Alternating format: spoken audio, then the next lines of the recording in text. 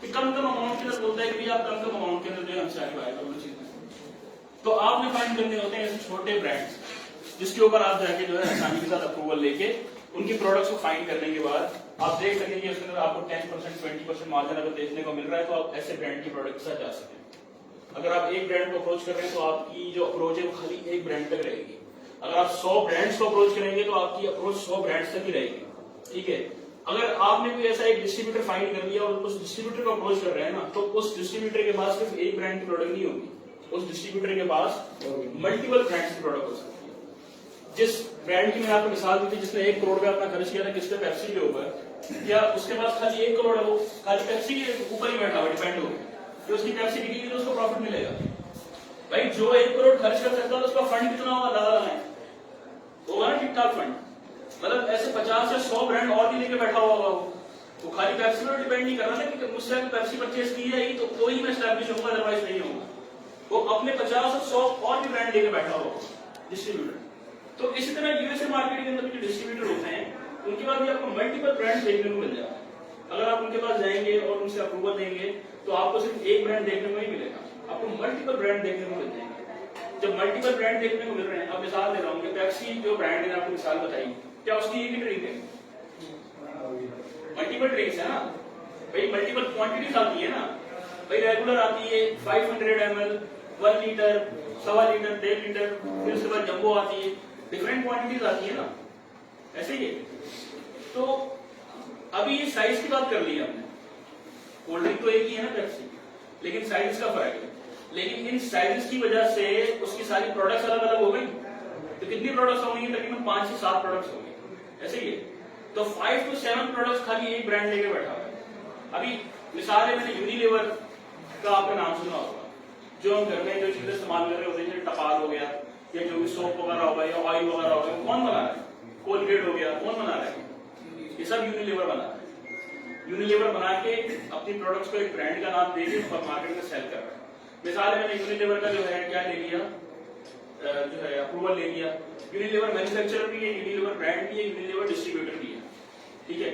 अब डिस्ट्रीब्यूटर की एग्जांपल ले लेते हैं ना, यूनिलीवर डिस्ट्रीब्यूटर है हमारे लिए मिसाल में, तो वो यूनिलीवर कितने ब्रांड्स को लेकर बैठा हुआ है?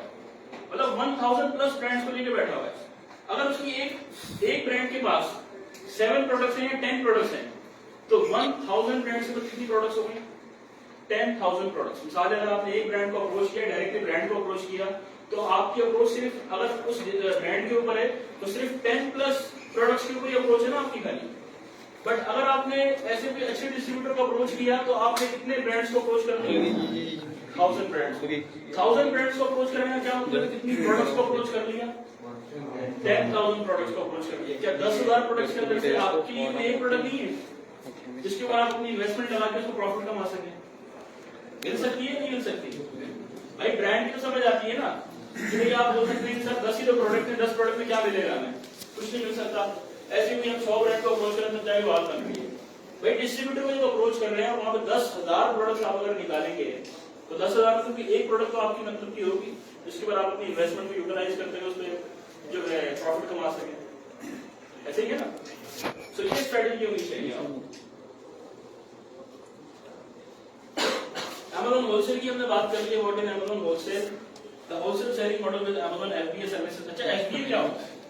अच्छा, Amazon के अंदर जो है 2 किस्म की फुलफिलमेंट में काम होता है। फुलफिलमेंट का मतलब क्या होता है कि बात कर लेते हैं कि बिजनेस को ऑटोमेशन कैसे किया जाता है। आपको हेडेक वाला बिजनेस पसंद है या ऑटोमेटिक चलने वाला बिजनेस पसंद है? क्या चाहते हैं आप? ऑटोमेटिक। ऑटोमेशन वाला बिजनेस चाहिए ना, तो वो कैसे बनता है? मिसाल है, हम यहाँ पे जनरल स्टोर खोल के बैठ जाए, हमारे पास कस्टमर आता है और एक यहाँ से हमने साबुन उठाया उठा के दे दिया, यहाँ से हमने कोलगेट उठाया उठा के दे दिया, ठीक है, यहाँ से हमने जो है कोई और चीज उठाई उठा के दे दी। सो ये क्या है? क्या ये ऑटोमेशन है? नहीं है ना ऑटोमेशन। तो ऑटोमेशन कैसे होगी? ऑटोमेशन कैसे होगी? आप घर सोए हुए और ऑर्डर आ रहे हैं और निकल रहे हैं, ये होती है ऑटोमेशन। ये कैसे होती है? ये होती है इसके थ्रू, FBA के थ्रू, फुलफिलमेंट बाय Amazon। आप अपने प्रॉफिट में से या जब अपना प्रॉफिट निकाल रहे होते हैं उसमें से थोड़े से पैसे जो हैं, थोड़े से चार्जेस जो हैं Amazon को देते हैं और Amazon को बोलते हैं कि भाई हमारे सर का दर्द नहीं है, हमें भाई आप जो है ना छोड़ दो, हमने उठा के, हमारे लिए इतना ही बहुत है, हमें यही भारी पड़ गया कि हमने जो है पैसा लगा दिया और प्रोडक्ट उठा के आप तक पहुंचा दी, बस अब थक गए भाई, अब इससे आगे हमने नहीं करना, अब इसके बाद आप संभालो। तो हम क्या बोले, अमेज़न क्या बोलता है कि भाई आप ठीक है कोई बात नहीं, मैं संभालता हूँ आगे का, आप ये थोड़े से पैसे दो हर प्रोडक्ट के ऊपर और मैं आपका काम संभालता हूँ।